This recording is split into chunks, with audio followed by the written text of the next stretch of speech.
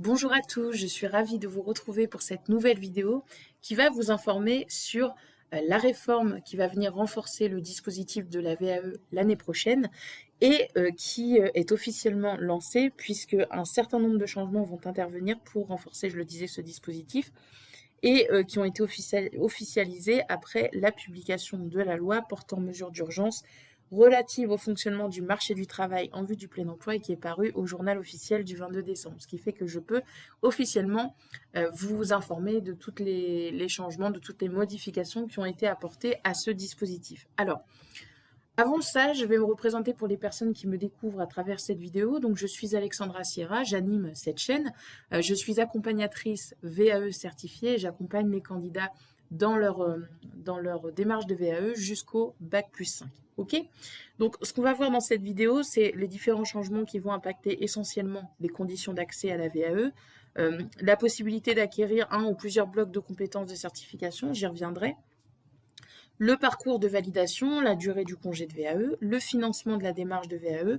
Le point clé de cette réforme, c'est la création d'un service public de la VAE et d'un guichet unique numérique. Je vais rentrer dans le détail de chaque point après, hein, ne vous inquiétez pas. Une expérimentation qui va être menée sur certains contrats de professionnalisation pour les secteurs vraiment en tension, là encore j'y reviendrai.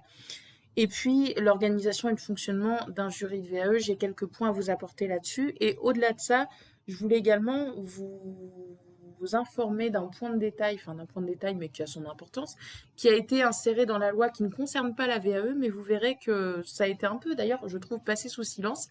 Et c'est un point à connaître puisque c'est un point qui est utilisé aussi bien en entreprise par le salarié que par l'employeur. On y reviendra à la fin de cette vidéo. Alors, on va démarrer avec les conditions d'accès à la VAE qui ont été modifiées. On va faire un petit retour en arrière, et même d'ailleurs aujourd'hui, puisque la VAE est réformée, mais la mise en application n'est pas encore effective.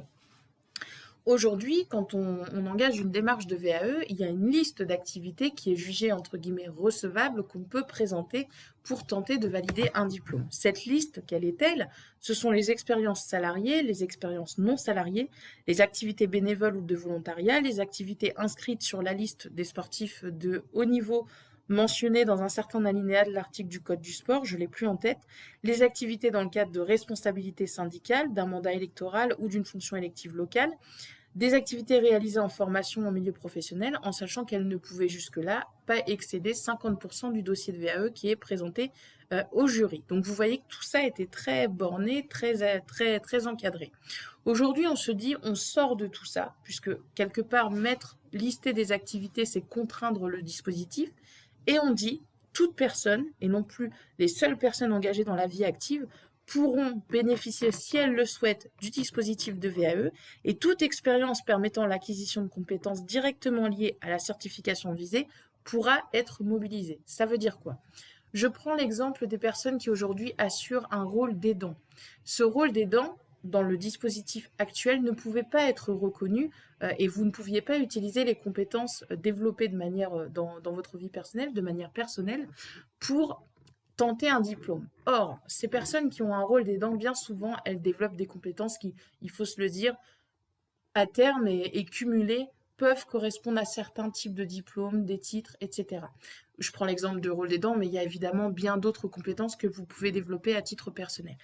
Donc, l'idée, c'est de dire toutes compétences que vous allez pouvoir développer dans le cours de votre vie pourront, si elles sont en lien avec la certification visée, et évidemment, après avoir fait ce travail de démonstration et de rédaction, pourront vous permettre d'obtenir une certification qui a été définie au préalable de votre démarche. Et ça, c'est une belle avancée parce qu'on ne se borne plus à une liste d'activités, mais on se dit, on part de la vie réelle et on part d'une réalité quelque part de la vie qui est de dire, dans la vie, on développe des compétences, il y a des personnes qui font plein de choses en dehors de leur travail, en dehors de leurs actions bénévoles, en dehors de... Enfin, on peut vraiment développer plein de choses et pour les curieux qui apprennent, qui testent, etc., eh ben, on peut faire plein de choses, ça va avec la vie, donc pourquoi pas l'intégrer à ce dispositif de VAE.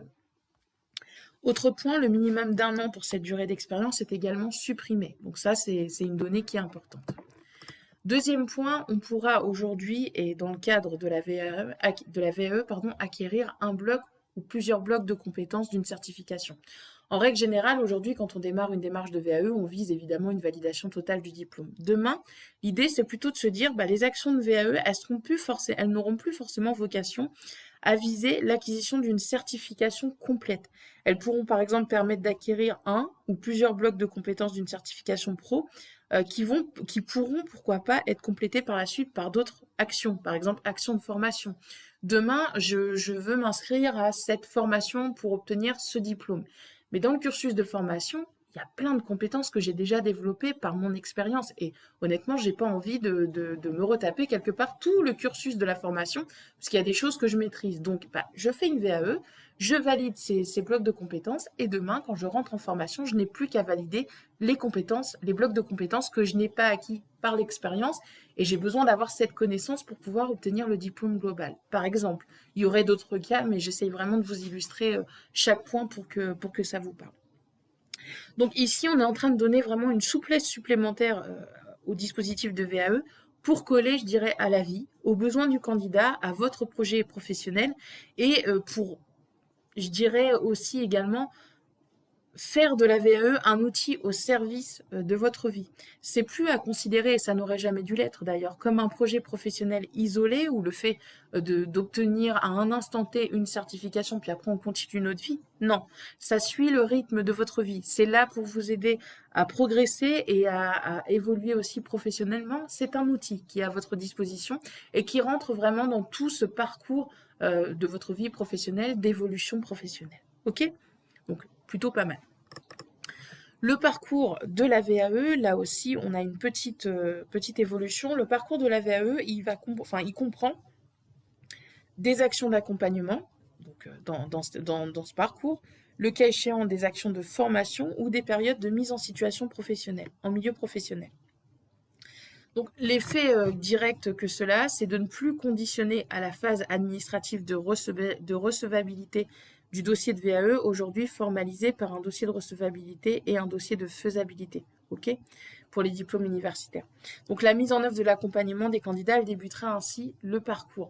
Aujourd'hui, pour vulgariser ça, l'accompagnement VAE ne démarrait qu'après l'obtention de la recevabilité.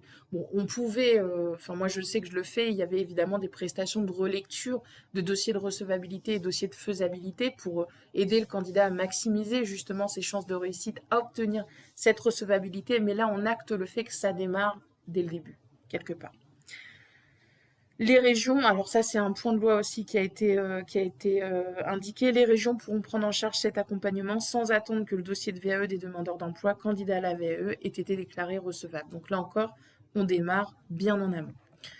Pour ce qui est du congé à la VAE, donc avant le congé était de 24 heures. Aujourd'hui, il est porté à 48 heures, la durée légale. Évidemment, et comme d'habitude, les conventions ou les accords collectifs pourront mieux faire que cette durée légale, ça c'est au syndicat après de négocier dans chacune des entreprises, pour augmenter cette durée pour tous les salariés d'ailleurs, et non plus uniquement pour ceux qui n'avaient que le niveau du baccalauréat ou dont l'emploi était menacé. Vous savez, c'était vraiment une typologie de personnes qui étaient concernées par ça. Aujourd'hui, on l'élargit et on a une volonté d'aider les candidats salariés, de leur donner le temps nécessaire justement pour préparer leur VAE. Dieu sait que ça demande du temps de faire une VAE et de s'isoler et de se dégager du temps personnel pour réaliser les écrits et puis préparer l'oral quand le temps sera venu. Donc là, on essaye encore une fois de donner du temps et c'est très bien.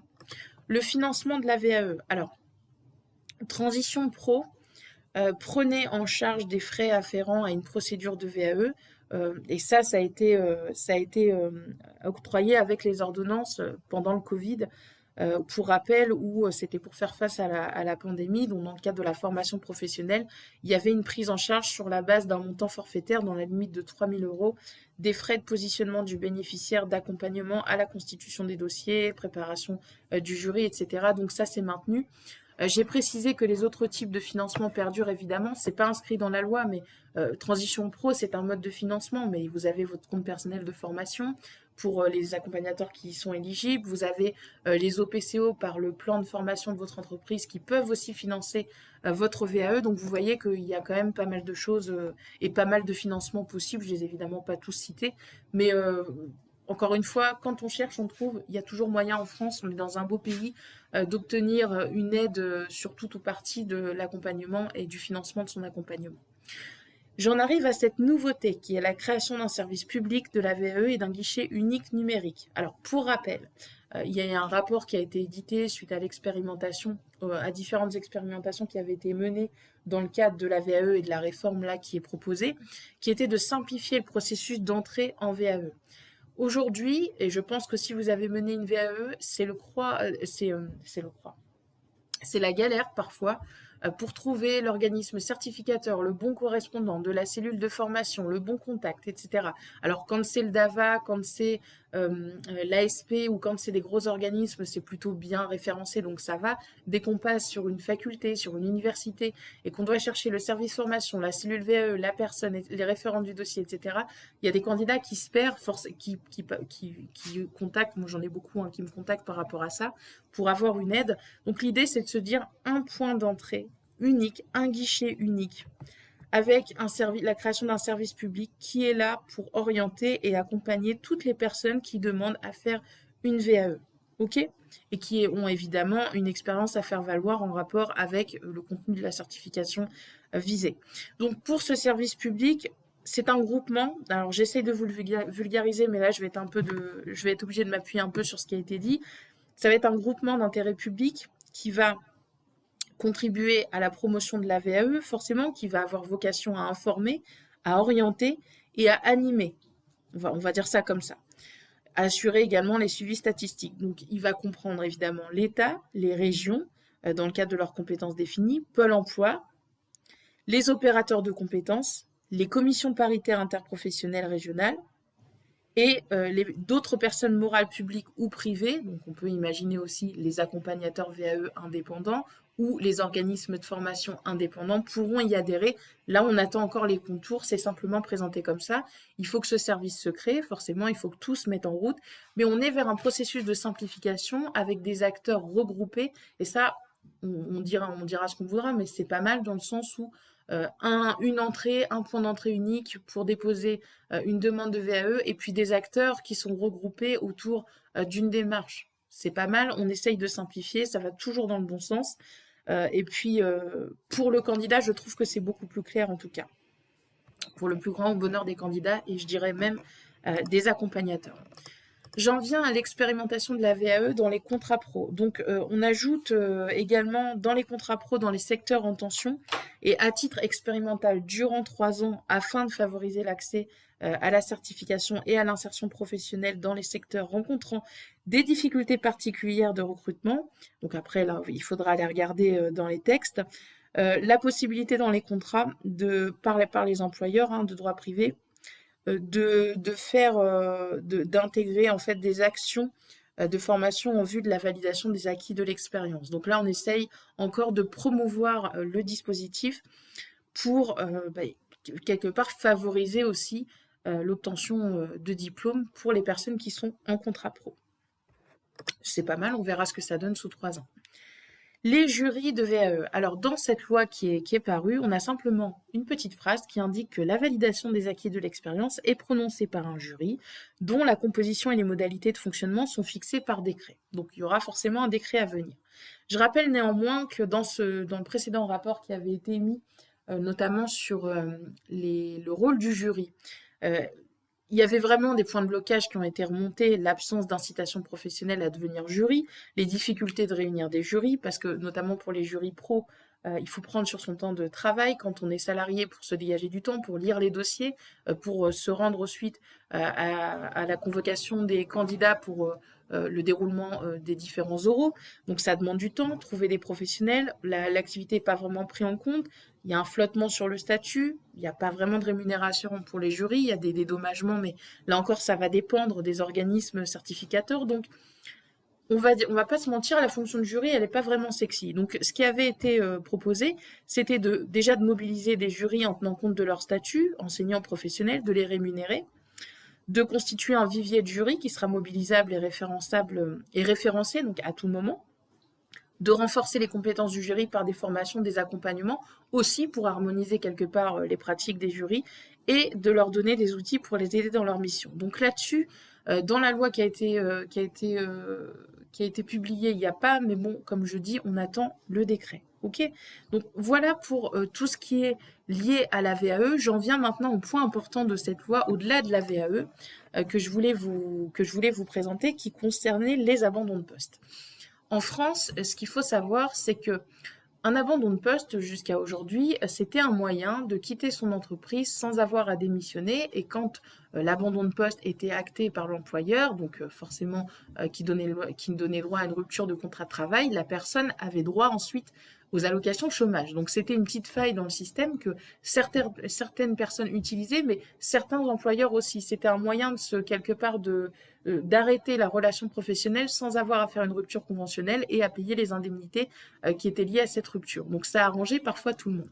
Aujourd'hui, le texte de loi, l'article 4 de cette loi, portant sur les mesures d'urgence, prévoit que le salarié qui a abandonné volontairement son poste et ne reprend pas le travail après avoir été mis en demeure de justifier son absence et de reprendre son poste par lettre recommandée ou par lettre remise en main propre contre décharge par son employeur, dans le délai qui est évidemment fixé par l'employeur, est présumé avoir démissionné à l'expiration de ce délai. Ce qui veut dire quoi? L'abandon de poste aujourd'hui est requalifié en démission, ce qui veut dire que demain, il n'y a plus d'indemnité et de possibilité d'être indemnisé par l'assurance chômage. Donc c'était une faille dans le système, ça n'est plus possible, et c'est terminé. Je trouvais ça important de le mettre parce que c'était quelque chose qui était connu, qui était un peu surprenant. D'ailleurs, c'est étonnant qu'on s'en soit pas occupé avant, parce que il peut y avoir, comme toute faille, certains abus. Encore une fois, les ruptures conventionnelles sont plutôt là pour mettre fin au contrat quand l'employeur et le salarié ne s'entendent plus, mais il y a aussi des employeurs qui n'en signent pas, donc c'était un moyen pour une personne aussi de sortir sans le fait de ne plus rien avoir, parce que la démission, forcément, n'ouvre pas à des droits au niveau de l'assurance chômage. Voilà ce que je voulais vous dire. Vous savez tout maintenant, aussi bien sur la réforme de la VAE à venir. Alors, il y aura encore des contours qui vont se dessiner, mais vous avez vraiment les gros points et les gros changements, les grosses modifications qui vont arriver. Si vous voulez retrouver davantage d'infos sur la VAE, sur des aides en ligne pour rédiger votre livret 2, des guides, des articles, il y en a plus de 150 sur le site, allez-y, je mets tout ce que je peux pour vous aider à réussir votre VAE, donc sur www.pro-avenir.com. Et puis je vous mets en lien dans la description de cette vidéo l'article complet qui va plus loin que cette vidéo, qui reprend vraiment tous les points. Là, j'ai synthétisé pour pas vous endormir sur la chaîne, mais évidemment il y a davantage de choses, donc vous retrouverez l'article complet et le lien dans la description de cette vidéo. C'est tout pour moi, j'ai été ravie de vous accompagner le temps de cette vidéo. J'espère que j'ai été claire et que ces explications pourront déjà vous donner un premier niveau d'information sur cette réforme. Comme d'habitude, si vous avez des questions, laissez-les en commentaire. Je les regarde de toute façon et j'essaye de vous apporter les réponses, quand je les ai évidemment, par rapport à ces questions. J'espère en tout cas que vous serez et que vous ferez partie des prochains candidats diplômés. Et quant à moi, je vous retrouve prochainement pour une autre vidéo. À bientôt.